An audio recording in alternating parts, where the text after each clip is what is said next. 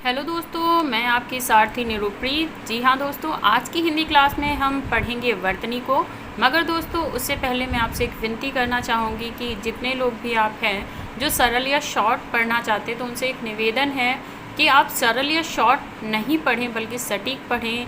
अगर आप सफ़र में नहीं सफलता को चुनना चाहते हैं तो हर एक चीज़ को इस तरीके से पढ़ें, इतना सटीक पढ़ें कि आप हर एक प्रश्न पत्र को आसानी से सरलता से सॉल्व कर सकें। तो उम्मीद करती हूँ दोस्तों आपको मेरी बात समझ में आई होगी। अगर आप चैनल पे दोस्तों नए हैं तो चैनल को सब्सक्राइब करें, बेल आइकन को प्रेस करें ताकि अपकमिंग वीडियो की नोटिफिकेशन दोस्तों आपको मिल जाए। तो चलिए दोस्तों क्लास को शुरू करते हैं।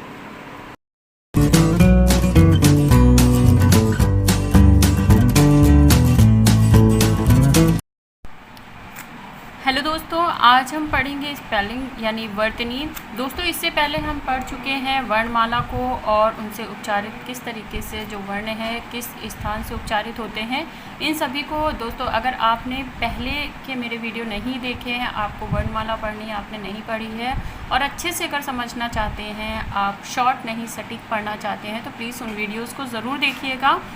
और चलिए आज हम पढ़ते हैं वर्तनी, और ऐसी ही इंटरेस्टिंग वीडियो के लिए हमारे साथ जुड़े रहें। हमारे चैनल को सब्सक्राइब करना ना भूलें दोस्तों। तो चलिए शुरू करते हैं। दोस्तों आज हम पढ़ेंगे वर्तनी। हालांकि वर्तनी कोई बड़ा चैप्टर नहीं है, ना ही इतना जटिल है, पर आप सभी को पता है कि हम शिखर की ऊंचाई से नहीं, हमेशा छोटे छोटे कंकड़ों से ही गिरते हैं। जिन चीज़ों को हम सूक्ष्म समझते हैं वही हमारी असफलता का आगे चलकर कारण बनती है। तो कभी भी किसी को लाइटली ना लें, हल्के में ना लें और अच्छे से अध्ययन करें। शॉर्ट नहीं सटीक पढ़ें। सफलता अगर पानी है, अगर आप शॉर्ट के पीछे भागेंगे तो शॉर्ट पर ही रह जाएंगे और सफलता को प्राप्त नहीं कर पाएंगे। तो उम्मीद करती हूँ दोस्तों कि आप मेरी बात को समझेंगे और इस वीडियो को अंत तक देखेंगे। दोस्तों आज हम पढ़ने जा रहे हैं वर्तनी। वर्तनी लिखने की रीति या फिर जो लिखने के तरीके होते हैं उन्हें हम कहते हैं, इन्हें हम अक्षरी या हिस्से भी कहते हैं। वर्तनी का संबंध सीधे अगर बात करें तो उच्चारण से होता है। जी हाँ दोस्तों, जैसा ही हम उच्चारित करेंगे वैसा ही हम लिखते हैं। वर्तनी को हमें शुद्ध पहचानना होता है, क्योंकि ज़्यादातर लोग वर्तनी को अशुद्ध लिखते हैं। कई परसेंट लोग तो ऐसे होते हैं जिन्हें अशुद्ध वर्तनी लिखने के बाद ये तक नहीं पता होता कि वो अशुद्ध वर्तनी का प्रयोग करते हैं। जी हाँ दोस्तों, अब बात करते हैं कि अशुद्ध वर्तनी जो है वो तो होती है, पर अशुद्ध वर्तनी होने के कारण क्या है, क्या कारण है जिस कारण से हम अशुद्ध वर्तनियाँ जो है काफ़ी टाइम जो होते हैं हम पहचान नहीं पाते हैं या फिर हम गलत पहचान लेते हैं। जी हाँ दोस्तों, तो चलिए सबसे पहले हम आ जाते हैं उच्चारण। पहला रीज़न जो होता है दोस्तों वर्तनी को अशुद्ध करने का या गलत लिखने का, वो ये होता है कि हम उच्चारण जो होता है अनुचित तरीके से करते हैं। जैसे कई बार हम अशुद्ध जो होता है उसे हम अशुद्ध बोल देते हैं, या फिर जब हम ऐसे शब्द होते हैं जैसे कि दांत होता है, दांत होता है, अंक की बिंदी होती है चंद्र बिंदी वाली, पर हम उसे हमेशा क्या है दांत बोल देते हैं, और जब हम लिखते हैं तो सिर्फ अंक की बिंदी रखते हैं, ना कि चंद्र बिंदी, जो कि हमारी अशुद्धि का या त्रुटि का कारण बनता है। अगला है व्याकरण का जो ज्ञान है हमें पूर्णतः नहीं होता है, जिस कारण से भी हम वर्तनी लिखने में अशुद्धियाँ करते हैं। अंतिम होता है हमारी मातृभाषा दोस्तों। जी हाँ दोस्तों, कई बार ऐसा होता है कि हम ना तो गलत उच्चारित कर रहे हैं, ना ही हम व्याकरण से अनभिज्ञ हैं, बल्कि जो कारण है मुख्य हमारी वर्तनी अशुद्धि का वो होता है हमारी मातृभाषा। जी हाँ दोस्तों, कई ऐसे शब्द हैं जो हम अपनी मातृभाषा में यदि बोलें तो वो शुद्ध हिंदी के उच्चारित स्थान से भिन्न हो जाते हैं, जिस कारण से भी हम अशुद्धियों को नहीं पहचान पाते या फिर शुद्ध वर्तनी नहीं लिख पाते।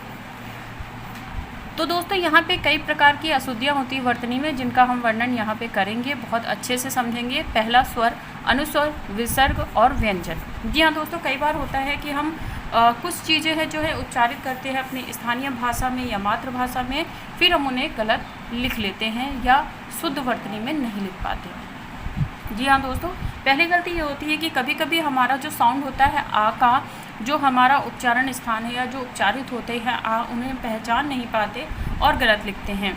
इसी तरीके से ई और ई में कन्फ्यूज़न रहता है, ऊ और ऊ में, ए में, ओ औ में। चलिए हम कुछ उदाहरणों के द्वारा इन्हें समझने की कोशिश करते हैं। जी हाँ दोस्तों, यहाँ पे देखिए आगामी जो उदाहरण है उसमें आगामी, जबकि हमने लिख रखा आगामी, आगामी लिख रखा है, जबकि बोला जाता है या शुद्ध वर्तनी होती है आगामी। अगला है आशीर्वाद। सभी को पता है कि जब हम कभी भी किसी अपने से बड़े के जो शीश नमन करते हैं या फिर चरण स्पर्श करते हैं तो वो हमें जो है आशीर्वाद देते हैं। और जब भी हम आशीर्वाद लिखते हैं तो जब छोटी की मात्रा का उच्चारण करते हैं, जब हम आशीर्वाद बोलेंगे तो हम आशीर्वाद ही लिखेंगे, अगर हम आशीर्वाद बोलेंगे तो हम आशीर्वाद लिखेंगे। तो उम्मीद करती हूँ दोस्तों स्वर की जो आपकी अशुद्धियाँ हैं वर्तनी की समझ में आई होंगी। अगले पे आ जाते हैं अनुस्वार। जी हाँ दोस्तों, जैसे कि मैंने आपको शुरुआत में ही बताया था कि जब भी हम अंक की बिंदी और चंद्र बिंदी है, इसमें जब भिन्नता और इनकी असमानताओं को नहीं समझ पाते तो फिर हम ये गलतियाँ करते हैं। जैसे हम दांत बोलते हैं और दांत लिखते हैं, आँख बोलते हैं और अंक लिखते हैं, तो इस तरीके से जो गलतियाँ होती हैं चंद्र बिंदु को लेकर ये काफ़ी बार हो जाती हैं दोस्तों हमारी, जिनसे बचने के लिए हमें इन सभी छोटी छोटी गलतियों पर ध्यान रखना है, ताकि हम बड़े बड़े पत्थरों से तो बच जाते हैं, बड़े बड़े खाइयों से बच जाते हैं, पर छोटी छोटी जो कंकड़ होते हुए हमें अक्सर गिरा देते हैं। और यही कारण है कि हम 1 या 2 नंबर से जो हमारा सिलेक्शन है हमेशा रह गया है या रह जाता है। तो चलिए वो गलती हम नहीं दोहराएंगे। विसर्ग पर आएंगे। विसर्ग जैसे कि ये जो बिंदियाँ हैं 2 तरीके की, इन्हें हम विसर्ग उच्चारित करते हैं। उदाहरण के लिए हम यहाँ से समझ लेंगे सिंपली दुख और दुख।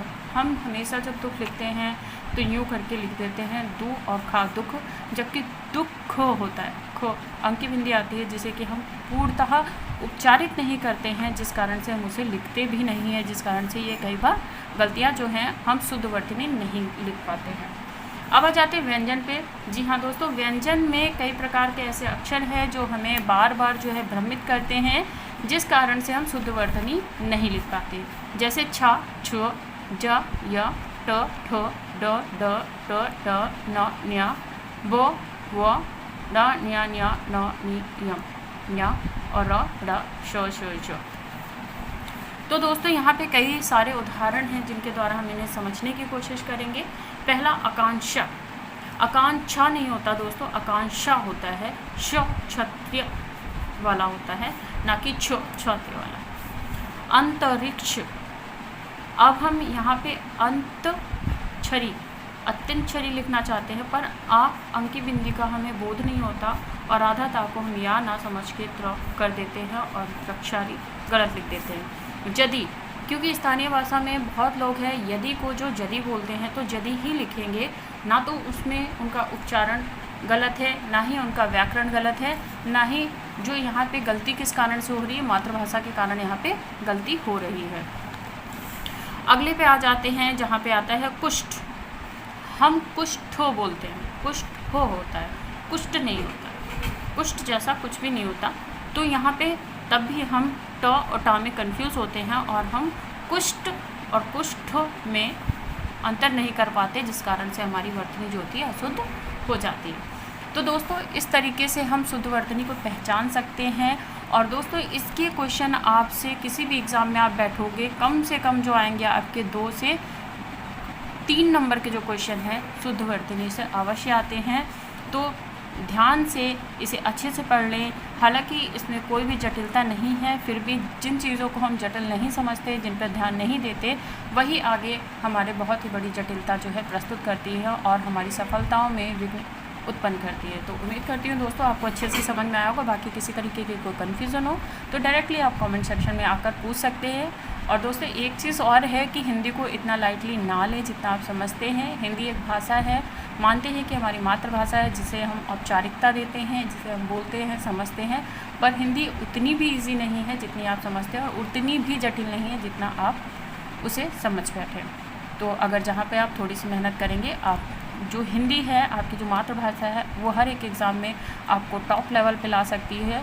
तो इस चीज़ को समझें और हिंदी को इतना लाइटली ना लें और हर एक वीडियो को पूरा देखें और ऐसे इंटरेस्टिंग वीडियो के साथ हमारे साथ जुड़ जाएं। और अपकमिंग वीडियो में दोस्तों हम पढ़ेंगे संधि, पर उससे पहले दोस्तों हम जान लेते हैं संधि से पहले हम क्या पढ़ेंगे। जी हाँ दोस्तों, संधि से पहले हम पढ़ेंगे पढ़ने के महस्वर सूत्र। दोस्तों अगर आप समास या फिर संधि पढ़ना चाहते हो तो सबसे पहले आपको अध्ययन कर लेना चाहिए पढ़नी के महस्वर सूत्रों का। जी हाँ दोस्तों, अगर आपने पढ़नी के 14 महस्वर सूत्रों को याद कर लिया तो आप तीनों तरीके की संधियाँ साथ ही साथ समास को बहुत ही आसानी से समझ पाएंगे। आप समझ सकते हैं कि अगर आपने ये पढ़ने के सूत्र जो है 14 याद कर लिए 3 नंबर या और 2 नंबर जो आपके हैं समाज से और 3 नंबर संधि से पूछे जाते हैं, यानी टोटल 5 मार्क्स जो है महस्वर सूत्र के थ्रू आप इजीली जो है प्राप्त कर सकते हैं। तो इसलिए आपकी जो अपकमिंग वीडियो होगी, अपकमिंग क्लास होगी, वो पढ़ने के महस्वर सूत्र से लेकर संधि की होगी, जिसमें आपको संधि को बहुत ही विस्तृत रूप से पढ़ाया जाएगा। और दोस्तों, जैसा कि मैं पहले भी कह चुकी हूँ, फिर कहूँगी कि आप शॉर्ट नहीं सटीक पढ़ें, जिससे आप राह में नहीं सफलता को पा सकें। तो उम्मीद करती हूँ दोस्तों आपको बातें बहुत अच्छे से समझ में आई होंगी, क्लास बहुत अच्छी लगी होगी। अगर आपको अच्छी लगी है तो प्लीज़ इस वीडियो को शेयर ज़रूर करिएगा। तो अभी के लिए दोस्तों इतना ही, और अपकमिंग वीडियो में फिर मिलते हैं। Thanks for watching my video friend. Bye bye friend.